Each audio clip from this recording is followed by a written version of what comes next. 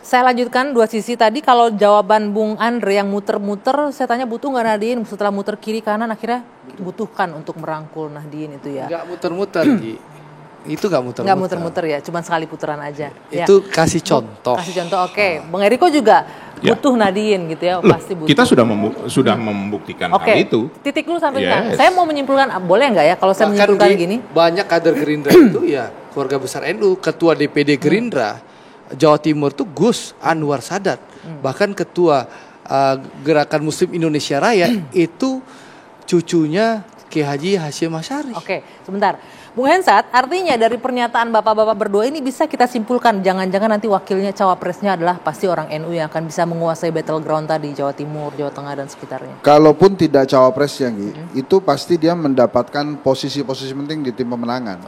Bisa jadi baik ketua tim pemenangan atau ketua-ketua lainnya gitu ya. Kalau misalnya kalau kita kupas satu-satu kan kemungkinan NU yang ada di kubunya Ganjar Pranowo selain Mahfud MD ya Kiai Haji Ma'ruf Amin atau juga Gus Yahya misalnya. Ketua tim pemenangan sudah ada, ketua jadi tinggal cawapresnya sudah ada, tinggal cawapres saja. Nah itu nama-nama NU ada di sana. Walaupun saya sih nebaknya nih tetap Ridwan Kamil kelihatannya yang akan dipilih. Nebak kan boleh ya persepsi kan. Boleh. Terus kemudian kalau di Bang Andre kan cukup banyak. Tadi ada Pak Erik juga NU kan.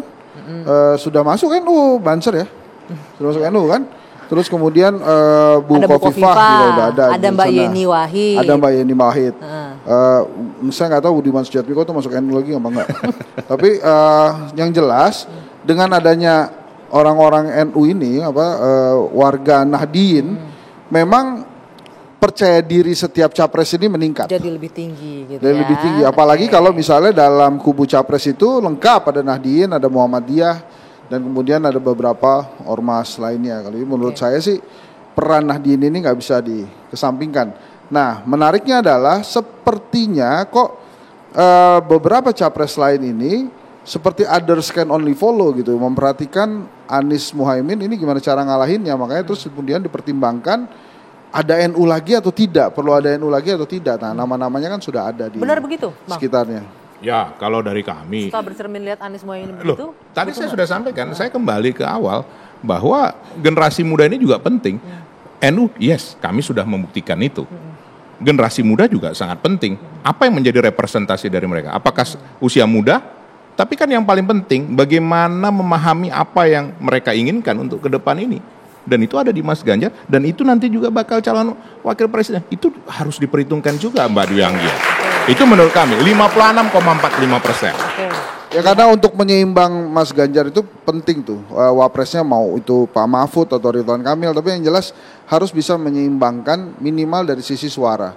Kalau misalnya Mas Ganjar dikenal baru dari sisi Jawa Tengah saja, kemudian plus PDI Perjuangan, tentunya dia membutuhkan suara lebih banyak dan itu mungkin diharapkan dari wakil presiden yang representasi anak muda atau dari kaum Nahdien. Atau kalau kita lihat, bisa nggak? Kalau kita tahu kan PDIP ini sejarahnya di Jawa Barat agak susah ngangkatnya. Bisa jadi nih Ridwan Kamil bener nih anak muda bisa menang di Jawa Barat, itu nggak bisa ngeliatnya. Kalau pertanyaan pertama Anggi tadi, apakah membutuhkan NU? Jelas, karena pemilih NU tadi kan 61,7%. Kalau saya ramu dari berbagai lembaga survei, artinya dia ada di semua daerah pemilihan, mau Jawa atau Sumatera, Sulawesi dan seterusnya.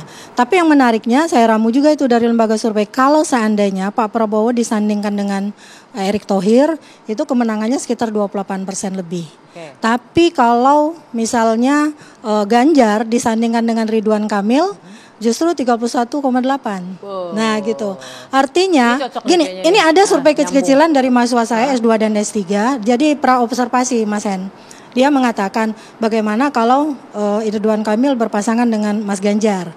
Kan Pak Prabowo dan Anies gede ya di Jawa Barat. Tapi mereka bilang kalau udah Kang Emil yang maju, ya Kang Emil dong katanya. Apalagi Ibu Cinta juga istrinya Kang Emil punya positioning yang jelas juga di sana. Jadi nanti silakan sajalah nanti lembaga survei juga membawa koalisi-koalisi ini kemana dengan hasil. Saya jahit-jahit faktanya, kayaknya nih kalau saya boleh nebak, kayaknya ini nanti Ganjar Ridwan Kamil kayaknya kan. Soalnya muda dari tadi. Kalau di sini kayaknya Eto. Karena TKN-nya tadi dari NU. Jangan lupa ini kan dua sisi kan. Iya. Apakah masih tetap 3 poros ataukah tinggal 2 nanti? Ya, itu Oke. jangan lupa ke depan ini. Berarti menurut Abang Amin belum aman itu. Loh, saya kan nggak ada menyebutkan Oke, itu. saya- Adinda yang menyebutkannya kan. Saya akan menanyakan ke Bang Eriko Ini karena jangan Bang Eriko sampai- bilang bisa 2 pasang. Ini ada jangan sampai narasi-narasi 2 pasang muncul lagi nih. Nanti kita bahas lagi pekan 3 depan. pasang, kata. 3 pasang. Oke, baik. Yang pasti kita semua masyarakat tentunya menunggu siapa capres dan cawapres yang akan ikut kontestasi di Pilpres 2024. Makanya kita tunggu kepastian siapapun itu. Yang pasti kami berharap, tadi anak-anak muda berharap, nih mohon maaf tidak bisa melibatkan karena durasinya habis ya. Anak-anak muda juga berharap yang bisa memberikan perubahan dan juga kemajuan untuk bangsa Indonesia. Saya Dwi Anggia, saya tutup 2 sisi malam hari ini. Kita jumpa lagi pekan depan. Dan keberlanjutan. Astagfirullah.